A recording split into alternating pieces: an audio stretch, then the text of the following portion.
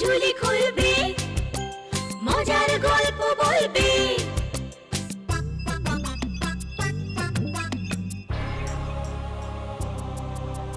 গা ছমছম কি হয় কি হয়, কখনো মজার কখনো বা ভয়। গা ছমছম কি হয় কি হয়, কখনো মজার কখনো বা ভয়। পশু পাখি রাজা রানী ভূত পেতনি চোখের সামনে সব হাঁটবে চলবে, কথা বলবে, ঠাকুমা ঝুলি খুলবে, মজার গল্প বলবে। ঠাকুমা ঝুলি খুলবে, মজার গল্প বলবে। ঠাকুমা ঝুলি খুলবে। বিজয়গড়ের রাজা খুবই দুশ্চিন্তায় দিন কাটাতো, কারণ তার সুখের রাজ্যে এক রাক্ষসের অত্যাচারে সুখ শান্তি ছিল না। এক রাক্ষস 3 মাস ঘুমোতো, আর ঘুম ভাঙলেই জঙ্গলের পথ ধরে রাজ্যে প্রবেশ করে যাকে সামনে পেত তাকেই খেয়ে নিত। 3 মাস ধরে বিজয়গড়ের 300 মানুষ, 3000 গরু মোষ খেয়েছি। এখন আবার 3 মাস ঘুমোবো। শান্তিতে 3 মাস ঘুমোবার পর আবার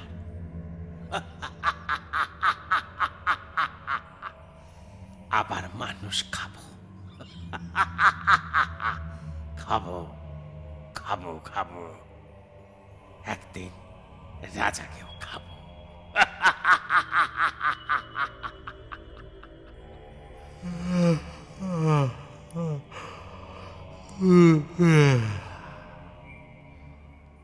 বড্ড ঘুম পাচ্ছে, এবার শুয়েই পড়ি।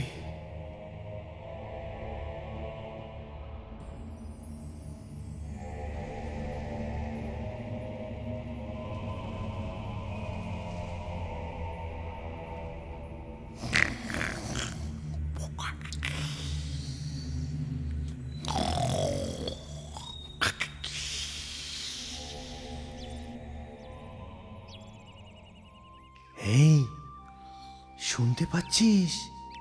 ওই শয়তান রাক্ষসটা নাক ডাকছে। এখন 3 মাস নিশ্চিন্ত, কিন্তু তারপর 3 মাস কাটার আগেই আমি অন্য দেশে পালিয়ে যাব। একদিন দেখবি এ রাজ্যে সব প্রজা নয় পালিয়ে বাঁচবে, নয়তো না পালিয়ে রাক্ষসের হাতে মরবে। মহারাজ, আমাদের দেশের অনেক প্রজা দেশ ছেড়ে অন্য দেশে চলে যাচ্ছে ওই রাক্ষসের ভয়।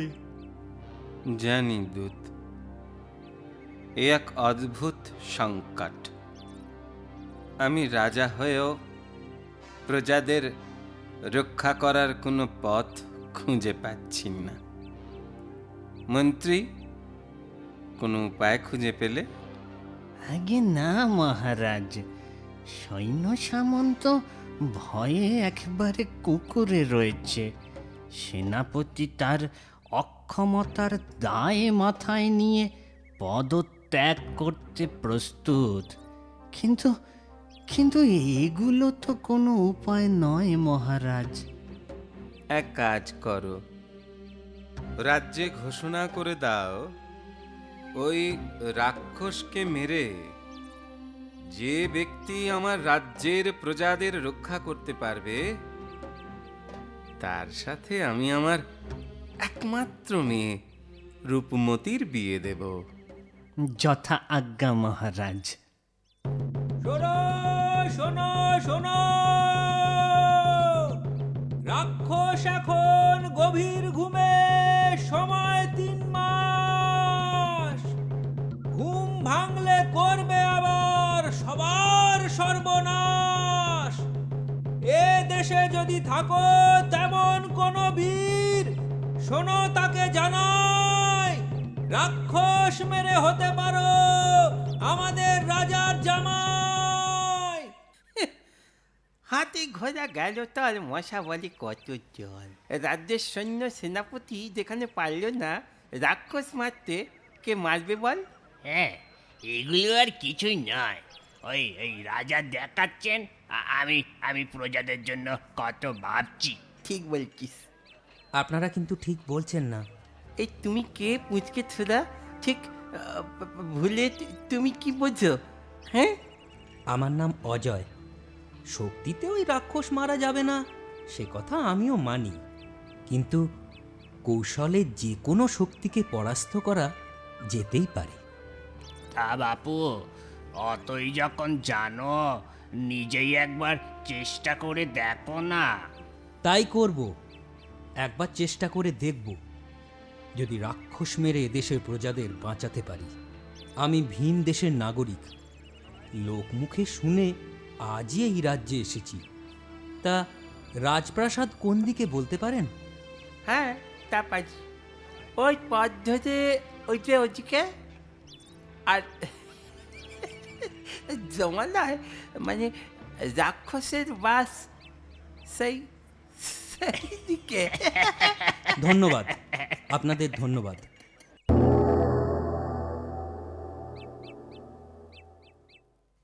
তুমি বলছো রাক্ষস মারতে পারবে?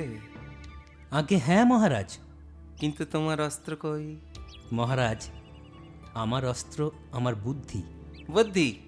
বুদ্ধি দিয়ে কি আর রাক্ষস মারা যায়? শুধু বুদ্ধি দিয়ে কার্যসিদ্ধি হবে না মহারাজ, আমার কিছু লোকবলেরও প্রয়োজন হবে। সে লোকবলের অভাব তোমার হবে না, কিন্তু তোমার কৌশলটা তো শুনি। বলবো মহারাজ, বলবো, কিন্তু তার আগে আমি ওই রাক্ষসের ডেরার কাছে যেতে চাই। সঙ্গে আপনাদের কিছু সৈন্য গেলে কি করতে হবে আমি তাদের বুঝিয়ে দিতে পারবো। ঠিক আছে, তোমার যদি আপত্তি না থাকে আমিও তোমার সঙ্গে যেতে চাই। নিশ্চয়ই যাবেন, নিশ্চয়ই যাবেন মহারাজ। তাহলে আজ রাতটা তুমি আমার প্রাসাদেই বিশ্রাম করো, কাল সকালেই আমরা রওনা দেব।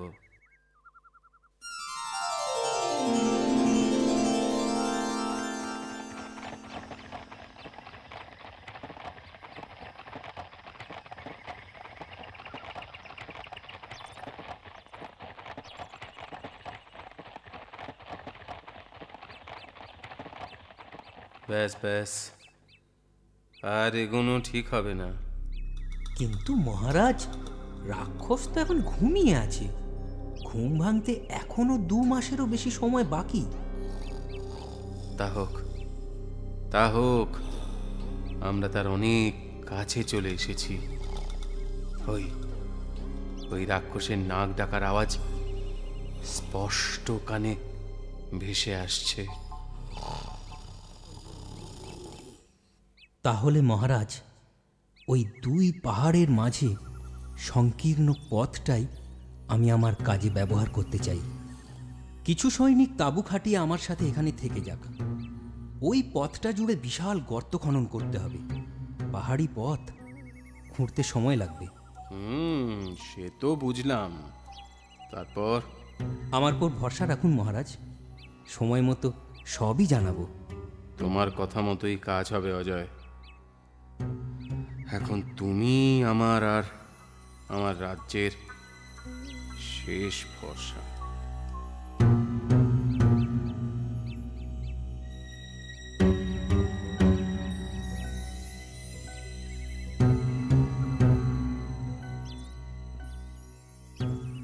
বাহ, এবার কে বলবে এই পথের নিচে গর্ত আছে?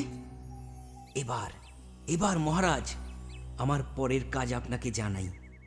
2 পাহাড়ের ঢালে বড় বড় পাথর আপনার সৈন্যরা এমন ভাবে আটকে রাখবে যাতে প্রয়োজন মতো তার নিচে গড়িয়ে ফেলতে পারে।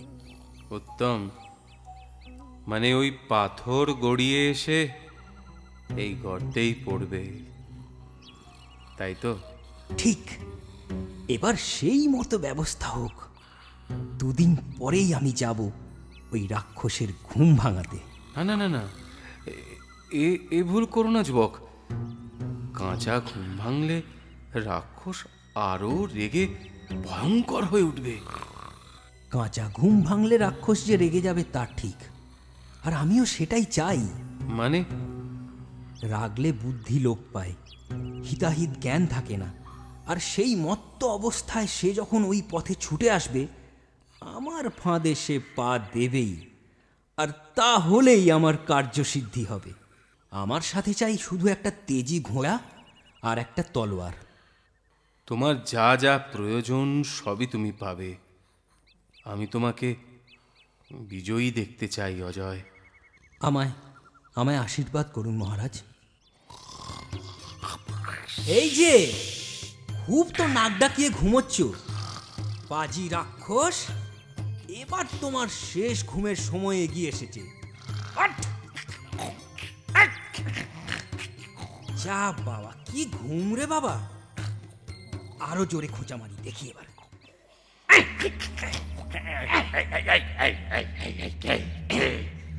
কে রে আমার কাঁচা ঘুম ভাঙালি? আমি রে শয়তান। তোর প্রাণে কি ভয় নেই? দাঁড়া, আমি তোর মজা দেখাচ্ছি।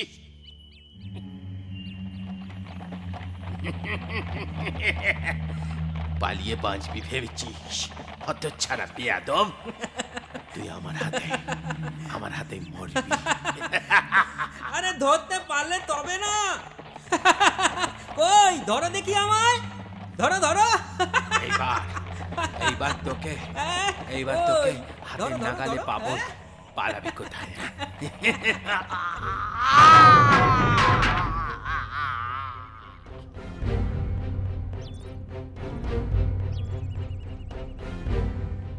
কি এখানে গর্ত আসলো কোত্থেকে? আমাকে মারতে ভাত বানানো হয়েছে। ভেবেছিস এই গর্ত থেকে আমি বেরোতে পারবো না? সৈন্যগণ শোনো, একে একে পাথর ফেলতে শুরু করো তোমরা।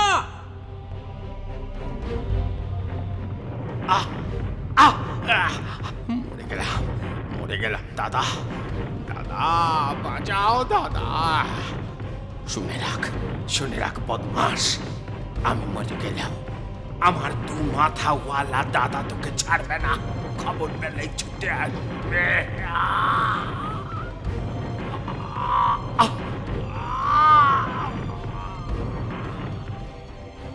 যাক, কম্ম সাবার।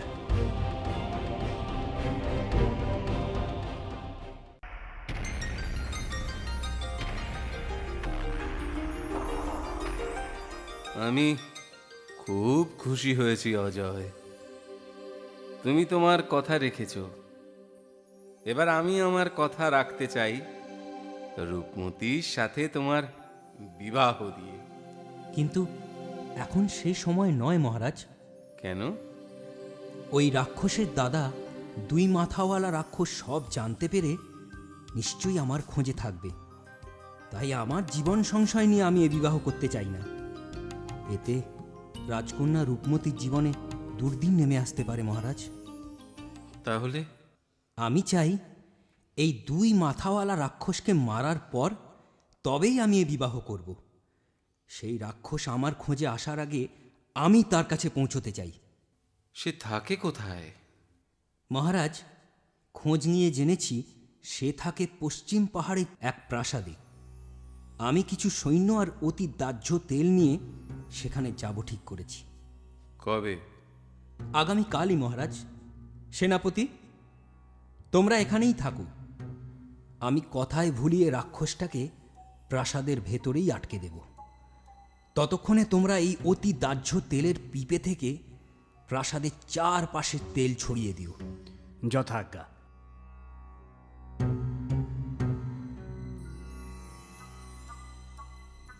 এই কে রে তুই? আমার প্রাসাদে ঢুকেছিস? হ্যাঁ, আমি তোমার ভাইয়ের বন্ধু, তোমায় একটা খবর দিতে এলেম। ভাইয়ের বন্ধু? কি খবর তার? কেমন আছে সে? খুবই দুঃখের কথা, তোমার ভাইকে বিজয়গড়ের রাজসৈন্যরা মেরে ফেলেছে। কি? আমার ভাই মারা গেছে? আমি ছাড়বো না ওই ওই বিজয়গড়ের রাজা আর তার সৈন্যদের। তারা তোমাকে মারতে এ পথেই আসছে, তাই তো তোমাকে খবর দিতে এলুম। হ্যাঁ, আমায় মারবে? আমায় মারবে এত সোজা? আমি আমি একাই 500 সৈন্যকে মেরে ফেলতে পারি। কিন্তু 2000 সৈন্য নিয়ে সেনাপতি এ পথে আসছে, বাঁচতে চাইলে পালাও। না না না, আমি এ প্রাসাদ ছেড়ে কোথাও পালাবো না। তাহলে এখানে কোনো গোপন কুঠুরি নেই? গোপন কুঠুরি আছে, আছে একটা। তাহলে তাহলে আজকের মতো সেখানেই লুকিয়ে থাকো। তোমায় না পেয়ে সৈন্যরা যখন ফিরে যাবে তখন তখন পেছন থেকে সুযোগ বুঝে ওদের আক্রমণ করো। সেই ভালো, তাহলে আমি তাই করি।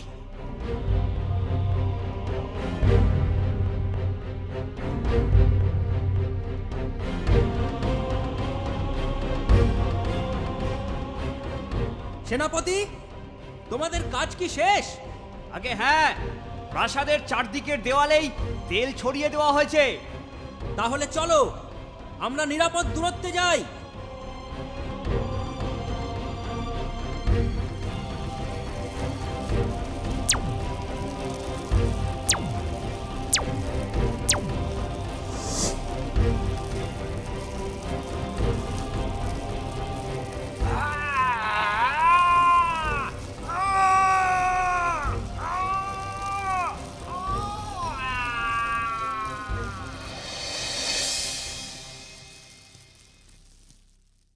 এইভাবে অজয়ের বুদ্ধির বলে বিজয়গড় রাজ্যের প্রজারা রাক্ষসের হাত থেকে মুক্তি পেল।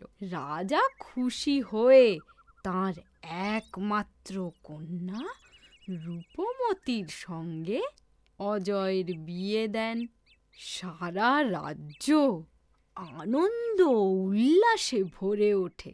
আমার কথাটি ফুরলো, নোটে গাছটি মুড়লো।